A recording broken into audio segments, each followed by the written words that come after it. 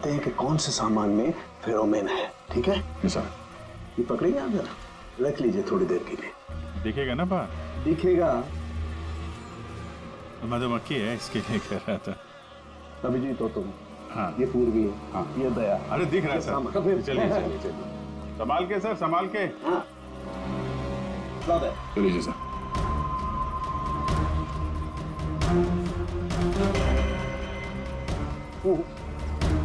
नहीं इसमें फेरोमोन नहीं।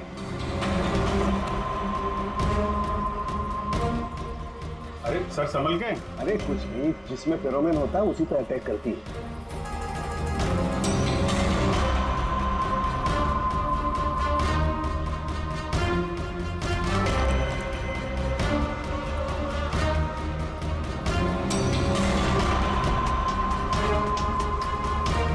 अरे यार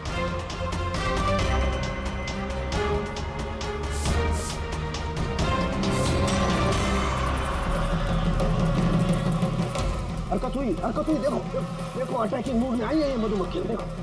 सर किसी ने राज के परफ्यूम में फेरोमोन मिलाया। अरे यार ये मधुमक्खी ने मुझे काटा ना।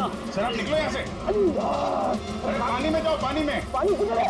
अरे सामने उतर सर। अरे उधर कुआं है सर, जाओ ना। कुएं में घुस जाओ। अरे सर निकलो यहाँ से, जाइए सर।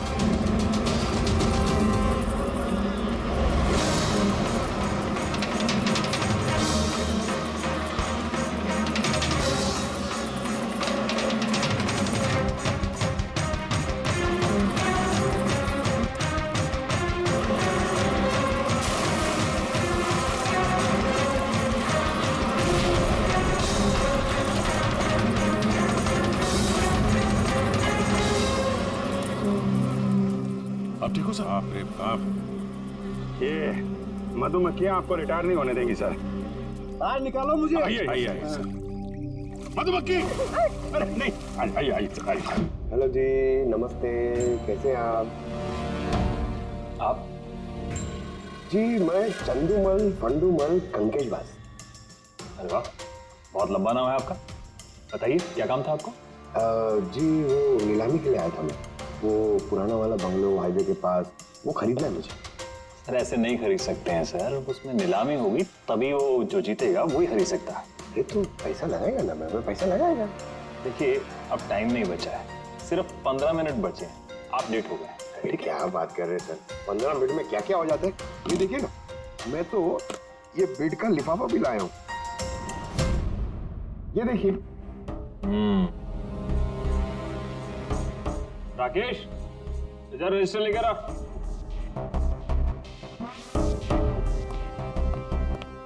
साहब को दो, एंट्री कीजिए साहब। हाँ यहाँ पर एंट्री कर दीजिए। अच्छा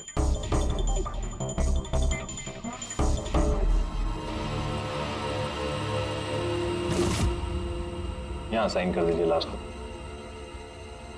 गुड, लाइक।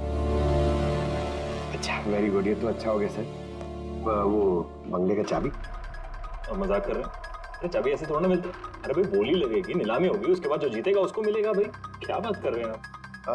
बेट तो मैं ही जीतूंगा, ये पक्का है। भाभी और बच्चों को मेरा प्यार देना, ठीक है सर? Thank you. पता नहीं कहाँ कहाँ से चले आते हैं, कमाल है।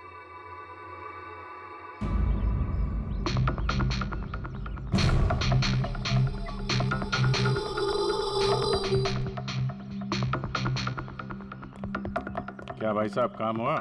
सर ये देखिए चंदूमल फंडूमल कंकेशवास का कमाल। Good job Pankaj.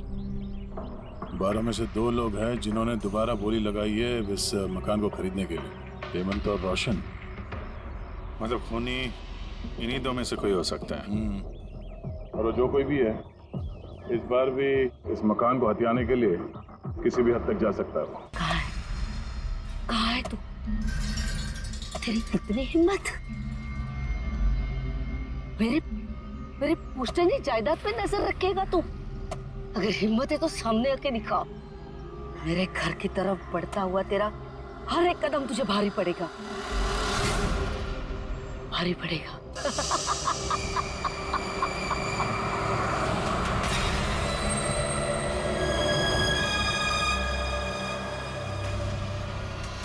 यार यहाँ पे तो कोई भी नहीं दिख रहा, किससे पूछूं?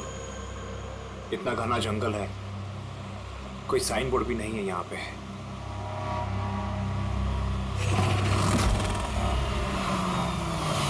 अरे भाई साहब, ये पिपलिया गांव का रास्ता यही है ना?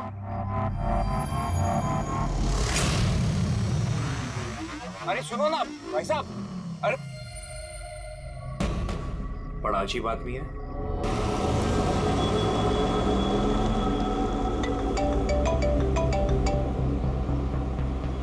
Hi baby.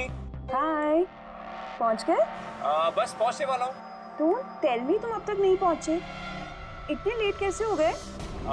एक्चुअली क्या है, ये जगह शहर से काफी दूर है और यहाँ ज्यादा लोग भी नहीं दिख रहे मुझे। Alright, tell me, are you missing me? Of course, मैं पूछने वाली क्या बात है। अच्छा तुम एक काम करो, जल्दी जल्दी ये सारी फॉर्मेलिटीज खत्म कर लो, अपनी सारी कागजी कार्रवाई एंड ऑल दैट। उसके बाद मे बी नेक्स्ट फ्लाइट से I can come and join you in India. What's it? Great, that's good news.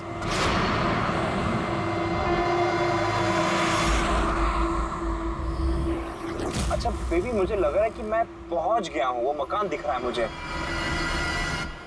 अरे ये गेट क्यों बंद है?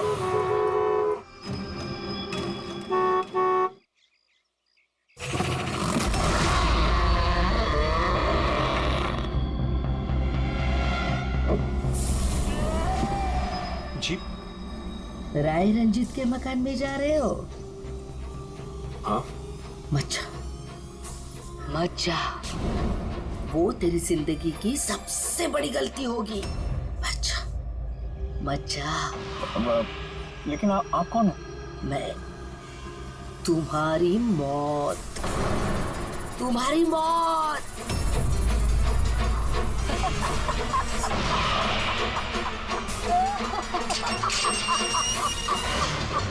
ए बुढ़िया, चल चल, अरे जा। अच्छा वरना तू भी मरेगा। मत जा वरना तू भी मरेगा। नमस्ते साहब, आप राज साहब हैं? हाँ। आइए। Hello Raj, Raj are you okay? कौन था? हाँ, अरे वंदना मैं ठीक हूँ, कोई नहीं था और मैं पहुंच गया हूँ। ठीक है, बंगले पे मैं कॉल करता हूँ तुम्हें। Okay okay, you take care. हाँ, I will speak to you soon. Bye bye.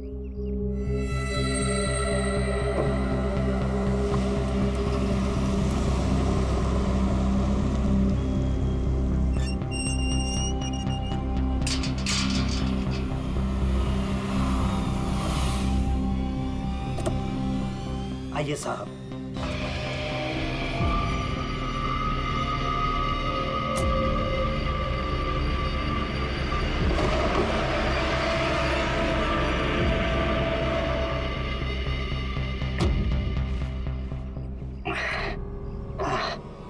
साहब, सफर में कोई तकलीफ तो नहीं हुई? नहीं, लेकिन वो औरत कौन थी? बुढ़िया औरत जो आपसे बात कर रही थी ना, लाली नाम है उसका, थोड़ी अजीब सी है। आपको उसकी बातों का बुरा तो नहीं लगा? नहीं, बुरा नहीं लगा मुझे, पर मुझे एक बात समझ में नहीं आई कि उस औरत ने मुझे यहाँ आने से मना क्यों किया। जाने दीजिए ना साहब उसकी बातों का, थोड़ी सी हिली हुई है, कुछ भी बकती रहती है। आप आइए, अंदर आइए।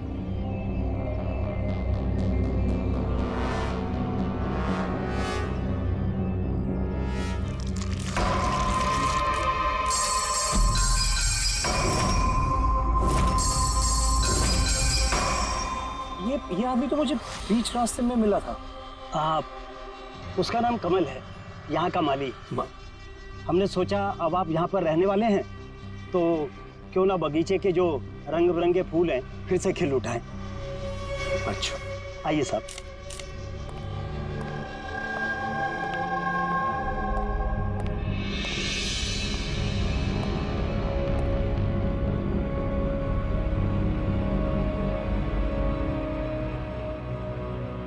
अच्छा, एक बात बताइए जी। यहाँ कितने साल से काम कर रहे हैं आप? बस साहब ये समझ लीजिए कि मैंने बचपन में चलना यहीं से सीखा था और अब इस घर से तभी जाऊंगा जब मेरी अर्थी उठेगी। साहब, अब ये घर आपका है, कहीं आप मुझे नौकरी से निकाल तो नहीं देंगे? अरे नहीं नहीं नहीं चाचा, ऐसे कैसे बात कर रहे हैं आप? ऐसी कोई बात नहीं, बिल्कुल बेफिक्र रहिए।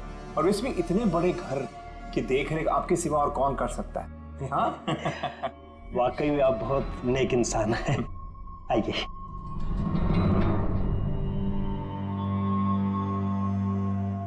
साहब, ये है आपका रूम, वॉशरूम उधर है। आप फ्रेश हो जाइए, तब तक मैं आपके लिए खाने पीने का बंदोबस्त करता हूँ। ठीक है। ठीक है साहब।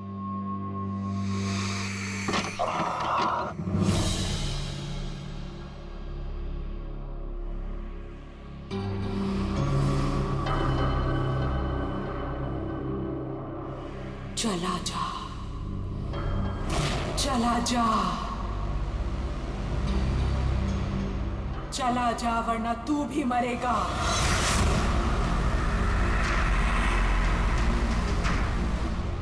कौन?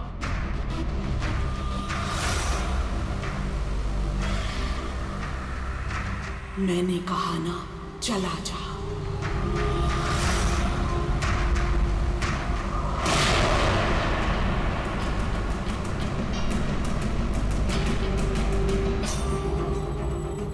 कौन है?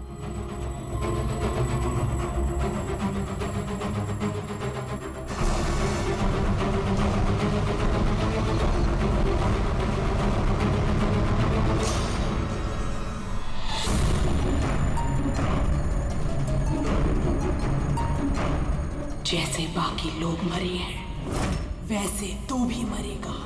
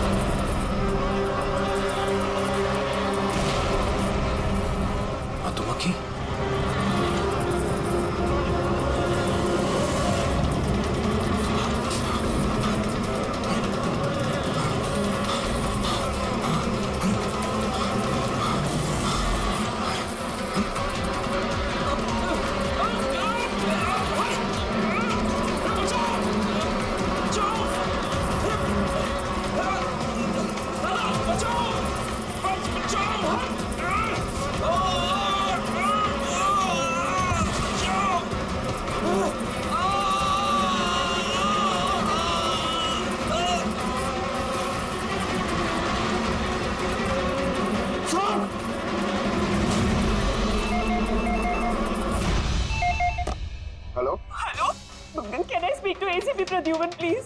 हाँ जरा शांत हो जाइए, कौन बोल रही है? मैं कौन बोल रही हूँ, मुझे क्या काम है, मैं सिर्फ उन्हें बताऊंगी। Can you just make me speak to him right now, please? एक मिनट होल्ड करिए। सर, हाँ सर, फोन कॉल है। सर कोई लेडी है, बहुत रो रही है, कह रही है सिर्फ आपसे बात करेगी। Hello hello, ACP Pradyuman. हाँ मैं एसीपी प्रद्युमन बोल रहा हूँ। सर, हाँ कहिए। सर मैं वंदना बोल रही हूँ अमेरिका से। हाँ बताइए। सर मेरे साथ बहुत बहुत बहुत बुरा हुआ है सर। क्या हुआ आपके साथ? सर मेरे फियांसे राज इंडिया गए थे पुश्तैनी मकान खरीदने। सर मधुमक्खियों के काटने से उनकी मौत हो गई। क्या? अच्छा तो बताइए मैं क्या कर सकता हूँ आपके लिए? सर लेकिन मुझे लगता है कि उनकी मौत मधुमक्खियों के काटने से नहीं हुई। इनफैक्ट उनका मर्डर हुआ है। He's been killed। तो ऐसे क्यों लगता है आपको कि उनका खून हुआ है? सर वो जब प्रॉपर्टी खरीदने के बाद कागजी कार्रवाई के लिए जा रहे थे तो तब क्या हुआ? सर मैंने साफ सुना था राज को कोई औरत धमका रही थी। कौन थी वो औरत?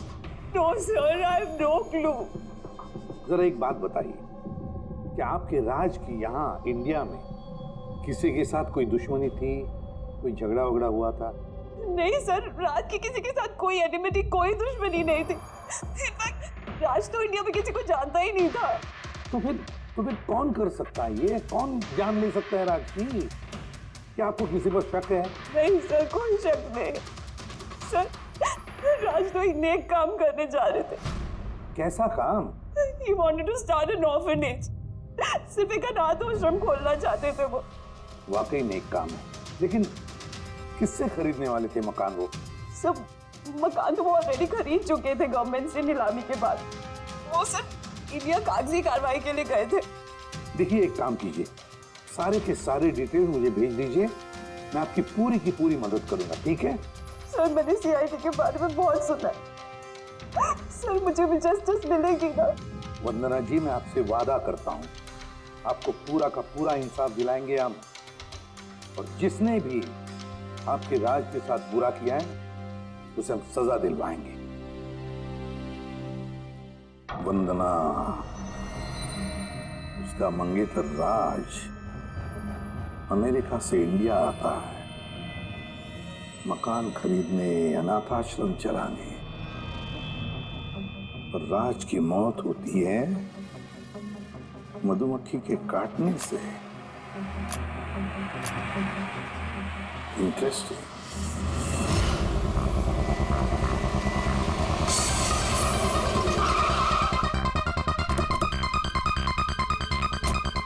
सर, यही वही बंगला है जो राज ने सरकार से नीलामी में खरीदा था। अच्छी खासी प्रॉपर्टी लग रही। आप देखभाल करते हो उस जगह की? जी हाँ, कहिए। कहेंगे आप, हम सिर्फ सुनेंगे। क्या मतलब? सीआईडी। सीआईडी? क्या बात होगी सर? राज राकेश नाम के एक आदमी का खून हुआ है यहाँ पे। बहुत बुरा हुआ सर उनके साथ। उन्होंने ही सरकार से ये मकान खरीदा था। हाँ, उन्हीं की बात कर रहे हैं। उनका खून नहीं हुआ, मधुमक्खियों के काटने से उनकी मौत हुई है। मैंने खुद अपनी आंखों से देखा था। देखा होगा आपने, लेकिन यहाँ इस बंगलों में आने से पहले किसी औरत ने उन्हें धमकी दी थी। कुछ जानते हो उस औरत के बारे में? अच्छा, वो लाली साहब, वो बुढ़िया तो बेतुकी बेसर की बातें करती रहती है। आप उसकी बातों को गंभीरता से मत लीजिए। क्या गंभीरता से लेना और क्या नहीं वो हम तय कर लेंगे। आप ये बताइए कि वो लाली वो रहती कहाँ है? कहीं भी नहीं सर। कहीं भी नहीं मतलब? उस बेचारी का ना तो अपना कोई घर है और ना ही कोई अपना परिवार। बस दिन भर इधर उधर घूमती रहती है। नहीं, कहीं तो बैठती होगी, खाना वाना खाती होगी, कोई एक जगह होगी ना जहाँ पे वो रहती होगी ज्यादातर। हाँ, पास में एक तालाब है, अक्सर वहीं बैठी रहती है। अच्छा, दे क्या तुम इस लाली से मिल लो, तब तक इस मकान का चक्कर लगा लेता हूँ मैं। ठीक है, अब जरा वो जगह दिखाओ जहाँ पे खून हुआ था। आइए साहब। राज साहब यहाँ गिरे पड़े थे।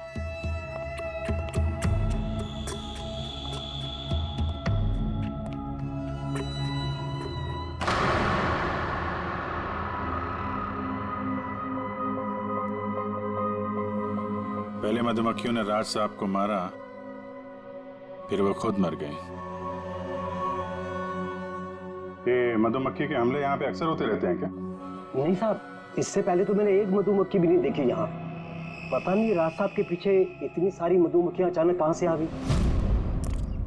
राय रंजीत की हवेली से आ रहे हो ना तुम लोग? राय रंजीत की हवेली से आ रहे हो ना तुम लोग?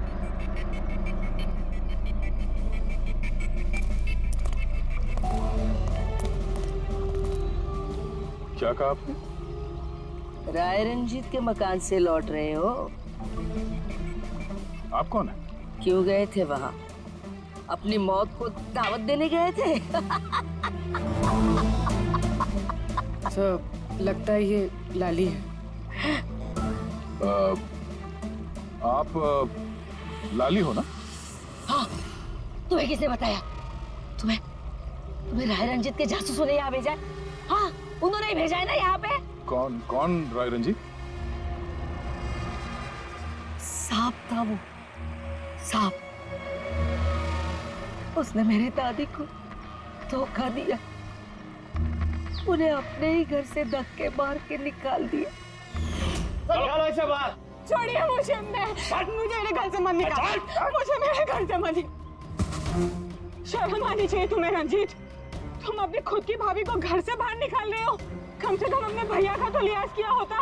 अरे उनका क्या लिहाज करना, उन्होंने खुद ही तो अंगूठा लगाकर ये घर मेरे नाम किया है। तूने उन्हें शराब पिलाकर धोखे से अंगूठा लगवाया था। अब क्यों किया, कैसे किया, इस गहराई में जाने से क्या फायदा। समझने वाली बात तो ये है कि ये मकान अब मेरा है और तू सड़क पर आ गई है। चलो निकलो इसे यहाँ से। तेरे हिस्से में ना सिर्फ घर नहीं आया है, एक मकान आया है, एक ऐसा मकान जिसके हर कोने में मेरी बदुआएं गूंजेगी।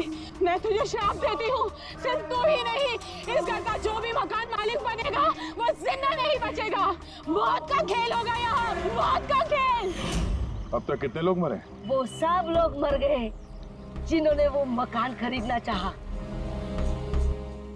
तुम लोग वो घर मत खरीदना, तुम भले लोग लग रहे हो, वरना तुम्हारी बीवी विधवा हो जाएगी।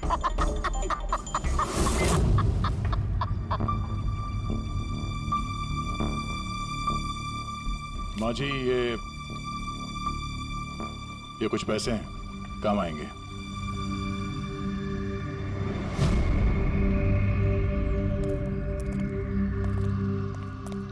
सर, लगता नहीं है इसका राज की मौत में कोई हाथ है। ये तो खुद बेचारी सदमे और विश्वास में लग रही है। हो सकता है राज की मौत कोई मर्डर ही ना हो, कोई हादसा हो।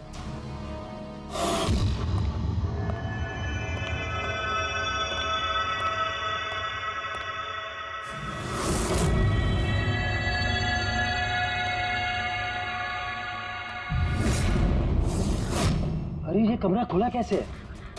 ये तो बंद था। एक मिनट रुको,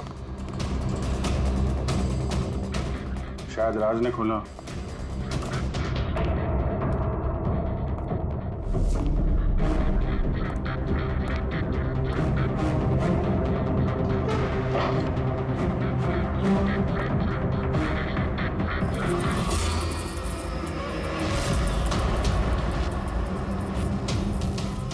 ये है तो छत्ता यहाँ पे। इधर आ। जी सर। ये है मधुमक्खी का छत्ता। अरे मैं पहली बार देख रहा हूँ साहब। तो ये राज यहाँ इस स्टोर रूम में क्या करने आया था? साहब शायद बंगलू देखने आए होंगे।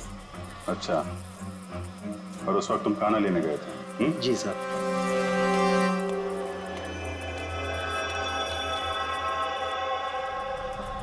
वो कौन है? वो कमल है साहब, यहाँ का माली।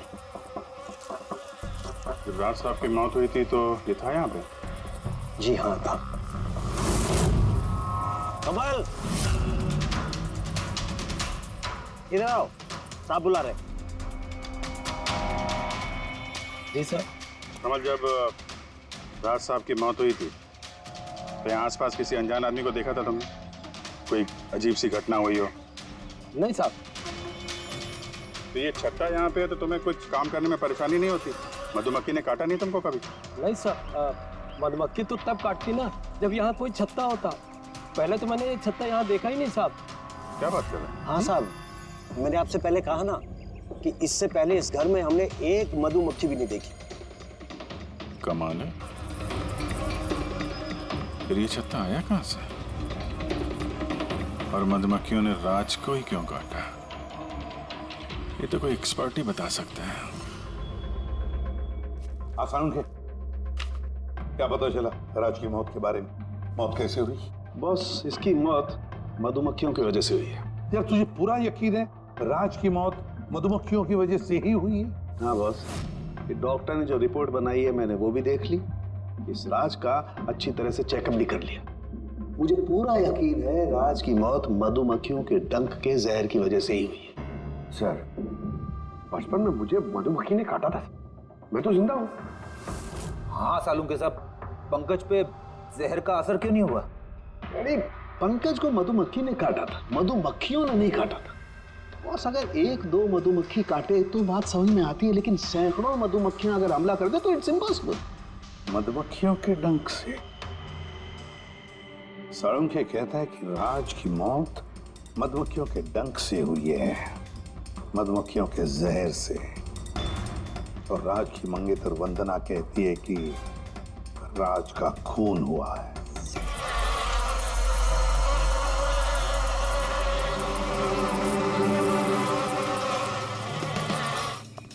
100% इस छत्ते को बाहर से लाकर यहाँ पर लगाया गया। मधुमक्खी के छत्ते को किसी और जगह से लाके किसी और जगह लगाया जा सकता है? इतना आसान है?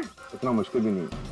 शहद के व्यापार के लिए अक्सर ऐसा किया जाता है। आप बता सकते हैं कितने दिन पहले इस छत्ते को यहाँ पे लगाया गया? ज्यादा दिन नहीं, लगभग 2-3 दिन। सर, अगर मान भी ले कि खूनी ने ये छत्ता यहाँ पर इसलिए लगाया था कि वो राज को मार सके, लेकिन उसे कैसे पता था कि ये मधुमक्खियाँ राज पे ही हमला करेंगे, किसी और पे नहीं? मधुमक्खियां बिना वजह किसी पे भी डंक नहीं मारती, क्योंकि डंक मारने के बाद उनकी खुद की भी मौत हो जाती है। तो ऐसी क्या चीज है जो उन्हें उत्तेजित करती है अटैक करने के लिए? देखिए, जब उन्हें लगता है कि सामने वाले इंसान से उन्हें कुछ खतरा है। अच्छा केदार साहब, ऐसा हो सकता है क्या कि मधुमक्खियों को ट्रेन किया जा सके कि वो किसी एक आदमी पे हमला करें? कैसी बातें करते हैं अभिजीत साहब, ये मधुमक्खियां शार्प शूटर नहीं कि कोई भी इन्हें कह दे कि फला फला को डंक मारकर आ जाए। अच्छा, आपने अभी भी कहा कि ये मधुमक्खी किसी को काटने के बाद ये खुद भी मर जाती है, तो ऐसी क्या मजबूरी है कि वो किसी को काटती है? जरा डिटेल में समझाएंगे? मधुमक्खी जब भी किसी को डंक मारती है तो फेरोमोन नाम का एक गंध छोड़ती है, जिससे कि बाकी मधुमक्खियां सचेत होकर सब मिलकर उस पर हमला कर देती है। इसीलिए मैंने पहले भी कहा था, मधुमक्खियां बिना वजह किसी पे भी हमला नहीं करती। जरूर राज ने मधुमक्खी के छत्ते के साथ कुछ छेड़खानी की होगी। सर, खूनी को कैसे पता था कि राज इस छत्ते के साथ छेड़खानी करेगा? कहीं ये मौत वाकई हादसा तो नहीं? नहीं पूर्वी, राज के आने के ठीक 2 दिन पहले इस छत्ते को यहाँ पे लगाना ये कोई संयोग तो नहीं हो सकता। सर, राज की मौत के बाद ये घर वंदना के नाम हो जाएगा, कहीं सबके पीछे वंदना तो नहीं है? वंदना इंडिया कब आ रही? What nonsense! How could you even think like that? आप ऐसे कैसे सोच सकते हैं कि राज की मौत के पीछे मेरा हाथ हो सकता है? और फर्ज कीजिए कि राज की मौत के पीछे मेरा हाथ था, तो मैं आप लोगों को फोन क्यों करती? पुलिस तो ऑलरेडी ये केस क्लोज कर चुकी थी ना। देखिए, हम सिर्फ पूछ रहे हैं। वैसे राज जी के बाद ये मकान किसके नाम पे है? I don't know. राज ने गवर्नमेंट से मकान खरीदा था, तो शायद गवर्नमेंट को वापस मिल गया।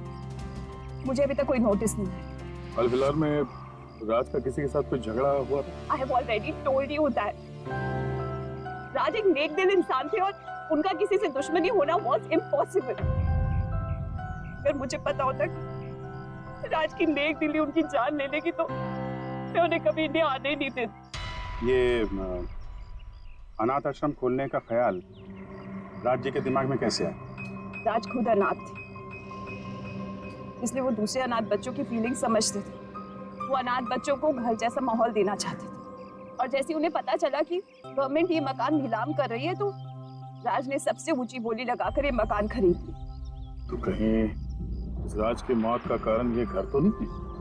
हो सकता है कोई और भी इस घर को खरीदना चाहता था, राज बीच में आ गया इसलिए। What?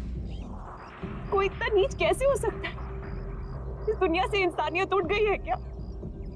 इंसानियत है वंदना जी, इंसानियत है, लेकिन कुछ लोग हैं जो इंसानियत में जहर घोलने पे तुले हुए हैं। पता करते हैं किस किस को दिलचस्पी थी इस प्रॉपर्टी में।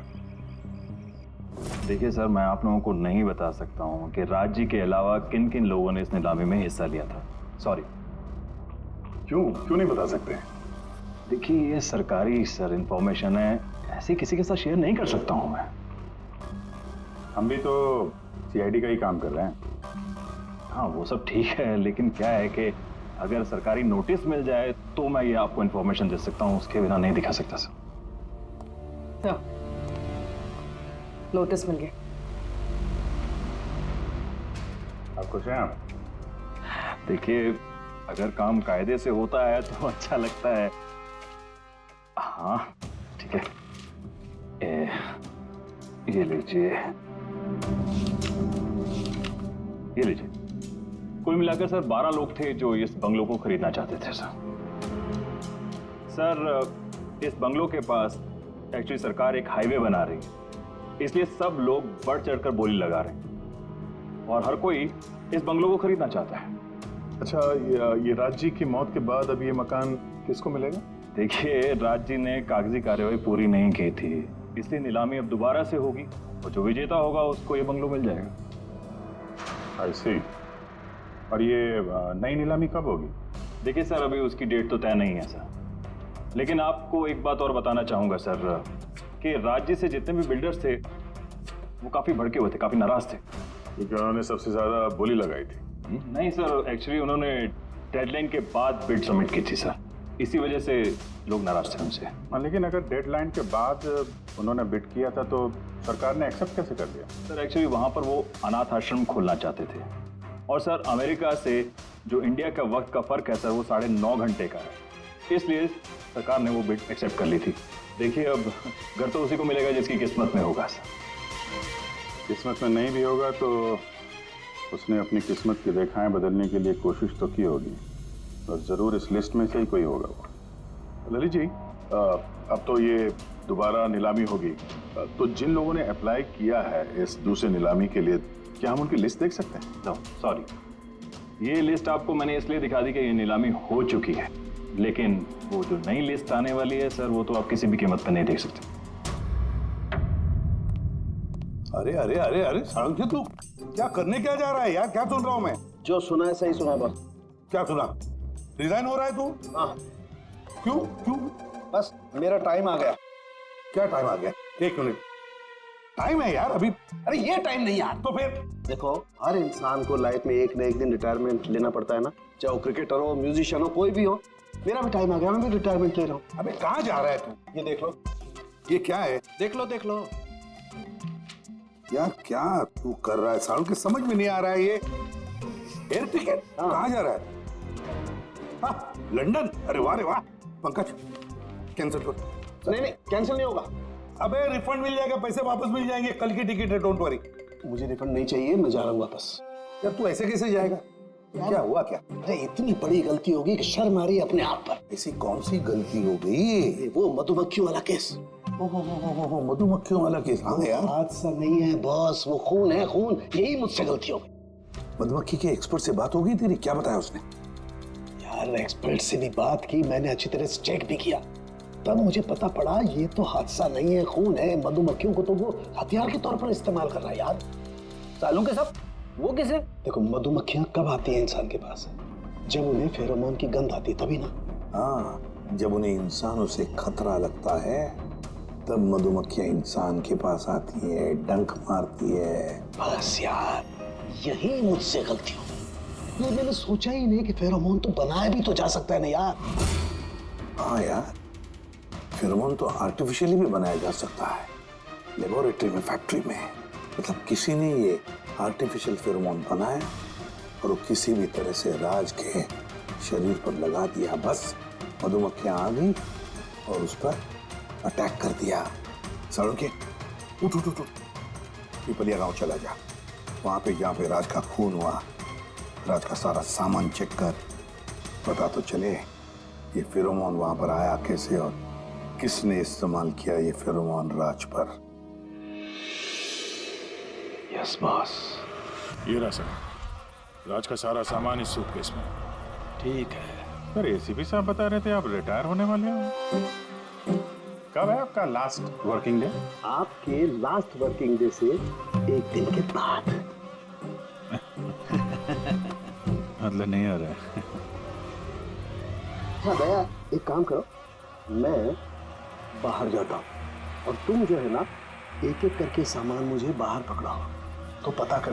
दोस्तों, अब ये वक्त आ गया है कि बता दिया जाए कि नीलामी का विजेता आखिर है कौन। और मुझे बताते हुए बहुत खुशी हो रही है कि नीलामी के जो विजेता है मिस्टर रोशन।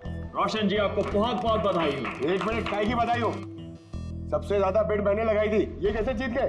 देखिए भाई साहब, आपको कोई गलतफहमी हुई है। सबसे ज्यादा बिड मिस्टर रोशन ने लगाई थी, इसलिए रोशन को मकान दे दिया गया। ऐसा हो ही नहीं सकता। मैंने बहुत ऊंची बोली लगाई थी। ये बेड मुझे मिलनी चाहिए थी। आप ऐसे ही बात कर रहे हैं सर, मैंने तीनों लिफाफे चेक किए हैं और चेक करने के बाद मिस्टर रोशन की कीमत सबसे ज्यादा थी, इसलिए मिस्टर रोशन को मकान दे दिया गया है। प्लीज कम ऑन यार, अब हार गए हो तो बच्चों की तरह रो मत।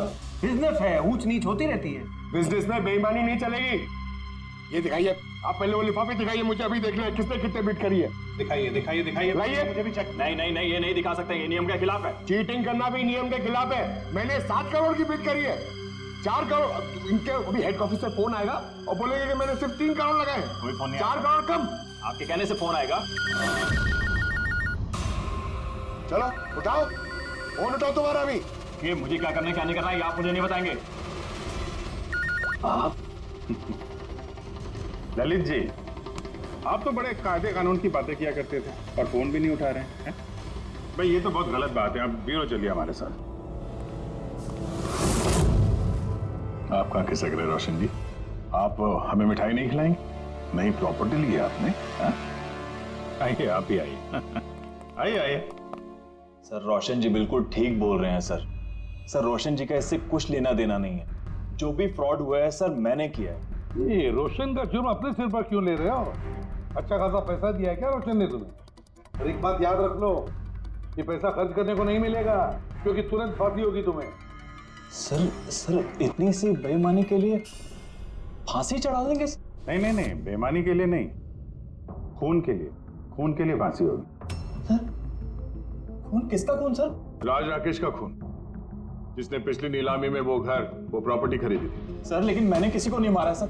सर मैंने नहीं मारा है सर किसी को। पता है, इस रोशन ने मारा है। तो इसकी पोल खोल दो, वरना इसके पाप का मटका तुम्हारे सिर पे फूट जाएगा। सर ये क्या कह रहे हैं सर आप? मैं भला राज को क्यों मारूंगा सर? इस प्रॉपर्टी के लिए, और किस लिए? क्या कह रहे हैं आप सर? सर मैं मानता हूं कि मैं ललित के साथ मिलकर नीलामी में छोटी मोटी हेरा फेरी करता था, पर सर एक प्रॉपर्टी के लिए किसी का मर्डर थोड़ी कर दूंगा मैं। मतलब तुम्हारे कहने का मतलब है तुमने ये खून नहीं किया? नहीं सर। चल ठीक है, पूर्वी जरा परफ्यूम लाना।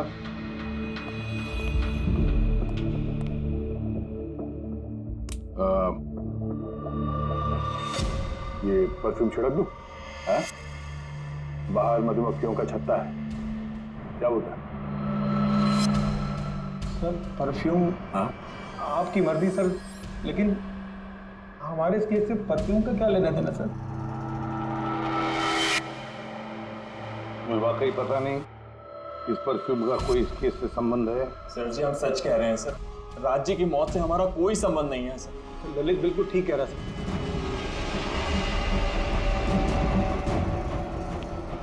अगर ये खून रोशन ने नहीं किया तो फिर बचता है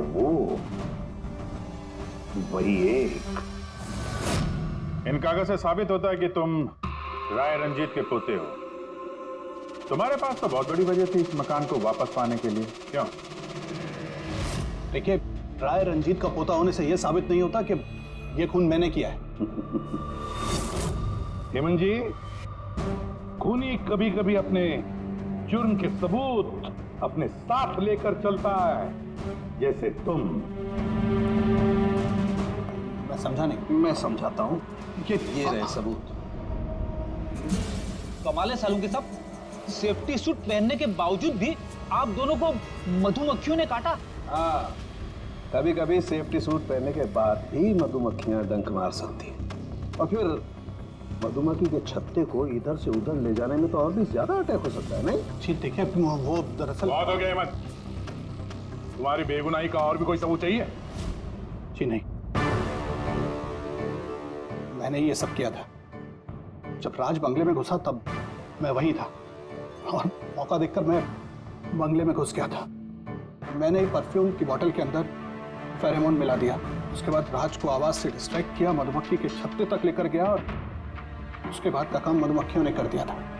मुझे मेरा पुश्तैनी मकान वापस चाहिए था। वाह रे वाह, अपने पुश्तैनी मकान के लिए तुमने एक नेक इंसान का खून कर दिया। कानून तुम्हें कभी माफ नहीं करेगा। तुम्हें कम से कम आजीवन कारावास की सजा होगी। ले जाओ इसे पंकज।